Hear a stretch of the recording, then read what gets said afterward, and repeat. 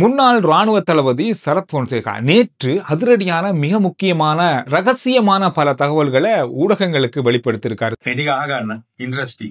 அதிரடியான பல உண்மைகள் நேரடியாக கோட்டாபய ராஜபக்ஷ அவர்கள் மீதும் மஹிந்த ராஜபக்ஷ அவர்கள் மீதும் குற்றம் சாட்டப்பட்டிருக்கிறது. இன்றைய நாளிலையும் ஜனாதிபதி அனுரகுமார் திசாநாயக்க அவர்கள் வடக்கின் மிக முக்கியமான இடங்களுக்கு விஜயம் செஞ்சிருக்காரு. முக்கியமா வடக்கினுடைய முல்லைத்தீவு வட்டுவாகல் பாலத்தினுடைய ஆரம்ப பணிகள் ஆரம்பிக்கப்படுறதுக்கான அடிக்கல் நாட்டப்பட்டிருக்கு. அதோட இன்னும் பல முக்கியமான விஷயங்கள் இருக்கு. அதோட சுவாரஸ்யமான பல செய்திகளும் இன்றைய செய்தி குறிப்பில் இருக்க போது சுருக்கமா இந்த செய்தியை நீங்க பார்க்க போறீங்க. முழுசா இந்த வீடியோ பாருங்க. முன்னாள் ராணுவ தளபதி சரத் பொன்சேகா நேரடியா முன்னாள் ஜனாதிபதி மஹிந்த ராஜபக்ஷ கோட்டாபய ராஜபக்ஷ அவர்கள் மீது குற்றம் சாட்டியிருக்காரு. ராணுவ வெற்றியை அவர்கள் தாமதப்படுத்தினார்கள். தமிழீழ விடுதலை புலிகளுக்கு அவர்கள் உதவி செஞ்சாங்க. அவங்களுடைய தலைவர்கள் தப்பி போறதற்காக யுத்த நிறுத்தத்தையே அமுல்படுத்தினாங்க. இந்த மாதிரியான பல குற்றச்சாட்டுகளை அவர் முன்வைத்திருக்காரு. 2009 ஆண்டு இலங்கை ராணுவம் புதுக்குடியிருப்பை 3 பக்கங்கள்லையும் சூழ்ந்திருந்தாங்க.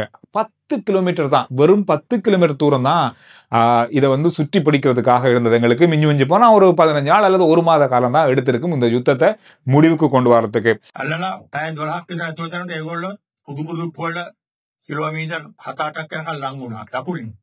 2009 ஆண்டு ஜனவரி மாதம் 26ஆம் தேதி அன்று முல்லைத்தீவை நோக்கி நாங்க 12 மணி நேரத்துக்கு மேலாக போர் புரிந்து அந்த இடத்தை நெருங்கி கொண்டிருக்கும் போது முன்னாள் பாதுகாப்பு செயலாளர் கோட்டாபய ராஜபக்ஷ அவர்கள் தன்னை தொலைபேசியில் அழைத்து, நீங்க களைப்படைஞ்சிருக்கீங்களா அல்ல சோர்வா இருக்கீங்களா, உங்களுக்கு ஏதாவது இடைவெளி தேவையா அப்படியா இருந்தா வவுனியாவில் இருக்கிற ராணுவ தளபதி ஜெகத் ஜெயசூரியவிடம் இந்த பொறுப்பை ஒப்படைத்து விட்டு நீங்கள் ஓய்வெடுத்துக் கொள்ளுங்கள் அப்படின்ற மாதிரி சொன்னாராம்.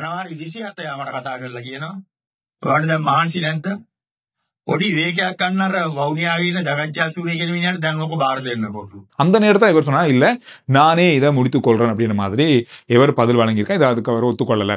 அந்த நேரத்தை பார்த்து முன்னாள் ஜனாதிபதி மஹிந்த ராஜபக்ஷ ஜனவரி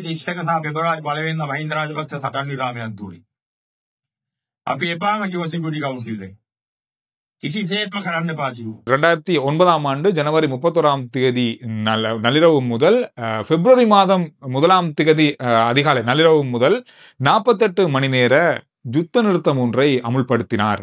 இந்த பாதுகாப்பு கமிட்டி எவ்வளவோ எதிர்த்தும் அவர் தன்னுடைய அதிகாரத்தை வைத்துக் கொண்டு இந்த யுத்த நிறுத்தத்தை 48 மணி நேர யுத்த நிறுத்தத்தை அமுல்படுத்தினார். இவ்வளவு நெருங்கியும் கேட்காமலே அவர் செஞ்சார். இதற்கு காரணம் என்னன்னு சொன்னா, தமிழீழ விடுதலை புலிகளுடைய முன்னாள் தலைவர்கள் முக்கிய உறுப்பினர்கள் தப்பிச் செல்வதற்கான வழியை வகுத்து கொடுப்பதற்காகவே இந்த யுத்த நிறுத்தம் கொண்டு வரப்பட்டது. அந்த நேரத்தில் இந்த யுத்த நிறுத்தம் கொண்டு வரதுக்கான வாய்ப்பே இல்லை அப்படின்ற மாதிரி அவர் குற்றம் சாட்டியிருக்காரு. அது மட்டும் இல்லாமல் அந்த யுத்த நிறுத்தம் நடந்ததால தமிழீழ விடுதலை புலிகள் எதிர்த்தாக்குதலை நடத்தி கிட்டத்தட்ட 5 கிலோமீட்டர்கள் இராணுவத்தினரை பின்னோக்கி அழைத்து சென்றார்கள்.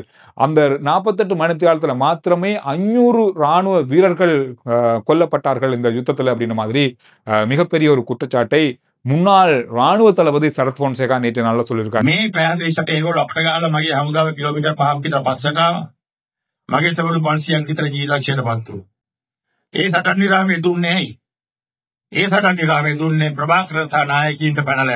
அதோட மஹிந்த ராஜபக்ஷ அவர்கள் 2005ஆம் ஆண்டு ஜனாதிபதி தேர்தலில் வெற்றி பெறதுக்காக $2 மில்லியன் அமெரிக்க டாலர்களை தமிழீழ விடுதலை புலிகளுக்கு வழங்கினார். அதனாலதான் வடக்குல தேர்தல் மக்கள் வாக்களிக்காம தடுக்கப்பட்டார்கள். இதனால 1.5 லட்சம் மேலதிக வாக்குகளால் தான் மஹிந்த ராஜபக்ஷ 2005ஆம் ஆண்டு ஜனாதிபதி தேர்தலில் வெற்றி பெற்றாரு. இதை ஒரு மிக முக்கியமான ஒருத்தர் அவங்களுடைய குடும்பத்தில் உள்ள ஒருத்தர் தனக்கு நேரடியா சொன்னதாகவும் இந்த தகவலை நேற்றைய நாளில் சரத் பொன்சேகா அவர்கள் வெளியிட்டிருந்தார்.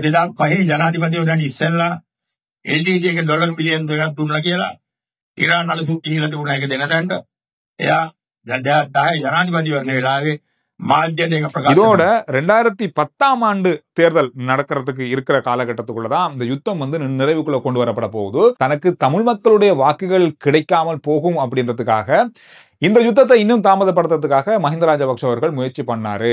நாங்கெல்லாம் யுத்த வெற்றியை கொண்டாடி கொண்டிருக்கும் போது அவர் தேர்தலில் நாங்க தோற்றுருவோமோ அப்படின்ற பயத்துல இருந்தாரு. அந்த மாதிரியான பல குற்றச்சாட்டுக்களை முன்வைத்து நேற்று சரத் பொன்சேகா அவர்கள் ஒரு மீடியா கான்ஃபரன்ஸ்ல மிகப்பெரிய அளவான குற்றச்சாட்டுக்களை முன்வைத்து பல விமர்சனங்களை வெளிப்படுத்தி இருந்தாரு.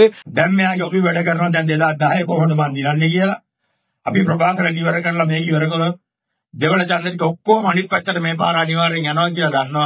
මෙයාට ඕන වුණා ඒක නවත්ත ගන්න. எனவே இந்த விஷயங்கள் இன்றைய நாள்ல பார்க்கப்பட்ட மிக மிக முக்கியமான விஷயங்களா இருந்தாலும் மஹிந்த ராஜபக்ஷ அவங்களுடைய பக்கமாக இதுவரைக்கும் இது தொடர்பான எந்த விதமான பதில் விளக்கங்களோ அல்லது தொடர்பான பதில் செய்திகளோ வரல அப்படின்றது பார்க்கக்கூடியதாக இருந்தது இந்த செய்தியை ரெக்கார்ட் பண்ணும் வரைக்கும். ஜனாதிபதி அனுரகுமார திசாநாயக்க அவர்கள் இன்றும் வடக்கின் மிக முக்கியமான இடங்களை பார்வையிட்டிருக்காரு, விஜயம் செஞ்சிருக்காரு, முக்கியமான நிகழ்வுகளை கலந்து கொண்டிருக்காரு. குறிப்பா சொல்ல போனா தென்னை தினம் இன்றைய நாள் உலக தென்னை தினம். இன்று தென்னை தினத்தை முன்னிட்டு அங்கு முக்கோண தென்னை வலயம் ஒன்றை ஆரம்பித்திருக்காரு. இதுல சொல்ல போனா மிகப்பெரிய அளவான ஒரு அதாவது கிட்டத்தட்ட 12,000 குடும்பங்கள் நன்மை பெறக்கூடிய அளவிலான ஒரு திட்டமாக இது அமைக்கப்பட்டிருப்பதாகவும், முல்லைத்தீவினுடைய வட்டுவாகல் பாலத்தினுடைய அதனுடைய பணிகள் இப்பொழுது ஆரம்பிக்கப்படுகிறது.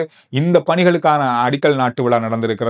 ஒரு நாளைக்கு இந்த முல்லைத்தீவு வட்டுவாகல் பாலத்தால் 3000க்கும் அதிகமான வாகனங்கள் சென்று வருது. பாதுகாப்பற்ற நிலையில் இருக்கிறதால இந்த பாலத்தினுடைய கட்டுமான பணிகளை இன்று ஆரம்பித்து வைத்திருக்கிறார் ஜனாதிபதி. இந்த மாதிரி பல முக்கியமான பணிகள்ல இன்றைய நாள்ல இறங்கியிருந்தாரு. நேற்றைய நாள்ல கச்சத்தீவுக்கு அவர் சென்ற விஷயம் கொஞ்சம் பரபரப்பை ஏற்படுத்தியிருந்த நேற்று மாலை வேளையில ஒரு கண்காணிப்பு விஜயமாக இந்த கச்சத்தீவு விஜயமாக அமைந்திருந்தது. குறிப்பா சொல்ல போனா ராணுவ பாதுகாப்புக்கு மத்தியில இந்த விஜயம் அமைந்திருந்தது. குறிப்பா இதுல இன்னும் ஒரு விஷயம் இன்றைய நாள்ல பேசப்படுது. கச்சத்தீவு இலங்கையினுடைய வடக்கினுடைய மற்ற தீவுகளோடு இணைக்கக்கூடிய ஒரு சுற்றுலா தீவாக மாற்றதுக்கான நடவடிக்கைகளையும் வருங்காலத்தில் எடுக்கிறதுக்கான முடிவுகள் எட்டப்பட்டிருப்பதாகவும் சொல்லப்பட்டிருக்கு.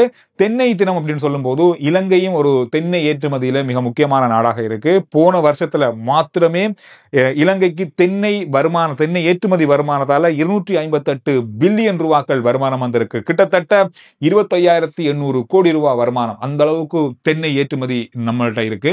இதோட கோட்டாபய ராஜபக்ஷ அவர்கள் முன்னாள் ஜனாதிபதி அவர்களை சிஐடியினர் விசாரணைக்காக அழைத்தாங்க அப்படின்ற மாதிரி நாம செய்திகள்ல பார்த்தோம், நாமளும் சொல்லியிருந்தோம். ஆனா இது ஊடகங்கள்ல பேசப்பட்ட விஷயம் மட்டும்தானா? அவங்களுக்கு நேரடி, அதாவது கோட்டாபய ராஜபக்ஷ அவர்களுக்கோ அவர் சார்ந்தவர்களுக்கோ சிஐடியினரால எந்த விதமான அழைப்பும் உத்தியோகபூர்வமாக விடுக்கப்படலை அப்படின்றத அவங்க தரப்புல இருந்து சொல்லியிருக்காங்க. இலங்கையில ஒரு குடும்பம் அல்லது ஒரு 4 பேர் உள்ள குடும்பம் வாழ்றாருன்னா எவ்வளவு செலவாகும்? இந்த மாதிரியான கணக்கு ஒன்று நாங்க கடந்த ஒரு 6 மாசத்துக்கு முதல்ல பார்த்தோம். திரும்பவும் இன்னும் ஒரு கணக்கு வெளியாகி இருக்கு. அதாவது ஒரு இலங்கை ஒட்டுமொத்தமா எடுத்து பார்த்தோம்னு சொன்னா ஒரு 4 பேர் உள்ள குடும்பத்திற்கு 66,064 ரூபாய் தேவைப்படுதான் ஒரு மாசத்துக்கு அத்தியாவசிய தேவைகளுக்கு மட்டும். இதுல அத்தியாவசிய தேவைகள் எது சேர்க்கிறாங்கன்னு தெரியாது. ஆனா அத்தியாவசிய தேவைகளுக்காக மாத்திரம் இந்த தொகை தேவைப்படுது அப்படின்னு சொல்லியிருக்காங்க. ஆனா கம்பஹா கொழும்புல கொஞ்சம் அதிகம். கொழும்புல 78,000 4 பேர் கொண்ட குடும்பத்திற்கு, கம்பஹாவில் 77,000 தேவைப்படுதுன்னு சொல்லியிருக்காங்க. இதை யார் சொல்லியிருக்காங்கன்னா இலங்கை கணக்காய்வு திணைக்களம். இவங்க தான் இந்த கணக்கு எடுத்து சொல்லியிருக்காங்க. நீங்க சொல்லுங்க, ஒரு 4 பேர் உள்ள குடும்பத்திற்கு எவ்வளவு தேவைப்படும் ஒரு மாசத்துக்கு? அதுவும் இவங்க சொன்ன அத்தியாவசிய தேவைக்காக மாத்திரம் அப்படின்றதையும் சொல்லுங்க, பார்க்கலாம். இன்னும் ஒரு சுவாரஸ்யமான செய்தி. இப்ப வறுமையை ஒழிக்கிறதுக்காக சமுர்த்தி கொடுக்குறாங்க, அஸ்வஸ்ம கொடுக்குறாங்க. இந்த மாதிரி திட்டங்கள் நாட்டுல இருக்கு. இந்த திட்டத்திற்காக சமுர்த்தி திணைக்களத்துல இருந்து இந்த பணிகளுக்காக ஒரு வருஷத்துல 5 கோடி ரூபாய் ஒதுக்குறாங்க. அரசாங்கம் ஒதுக்குறதை தாண்டி இவங்க ஒரு 5 கோடி ரூபாய் ஒதுக்குறாங்க. இந்த சமுர்த்தி திணைக்களத்துல வேலை செய்யறவங்க, அதாவது பணிப்பாளர் முதல் கடைசி நிலையில் இருக்கிற உத்தியோகஸ்தர் வரைக்கும் சமுர்த்தி திணைக்களங்கள்ல வேலை செய்யற அந்த அலுவலர்களுக்கு, உத்தியோகஸ்தர்களுக்கு ஒரு வருஷத்துல எவ்வளவு சம்பளம் வழங்குறாங்க தெரியுமா? 2,000 கோடி ரூபாய் சம்பளம் வழங்குற அளவுக்கு இவ்வளவு பேர் வேலை செய்யறாங்க. ஆனா அந்த சமுர்த்தி திணைக்களத்துல இருந்து சமுர்த்திக்காக மக்களுக்கு வழங்குற தொகை 5 கோடி தான். எங்கிருந்து இவ்வளவு பேர் வேலைக்கு வந்தாங்க? யார் இவங்களை வேலைக்கு அமர்த்தினாங்க? ஏன் இவ்வளவு செலவாகுது? ஒரு வருஷத்துல 2,000 கோடி ரூபாய் சம்பளம் கொடுக்குற அளவுக்கு என்ன அப்படி இருக்கு அப்படின்றது, நீங்க இதை பத்தி என்ன நினைக்கிறீங்க அப்படின்றத கருத்துக்கள்ல சொல்லுங்க. அடுத்த வீடியோல நான் உங்களை சந்திக்கிறேன். RG Chandru report YouTube channel, Facebook page, WhatsApp channel எல்லாத்தையும் ஃபாலோ பண்ணுங்க.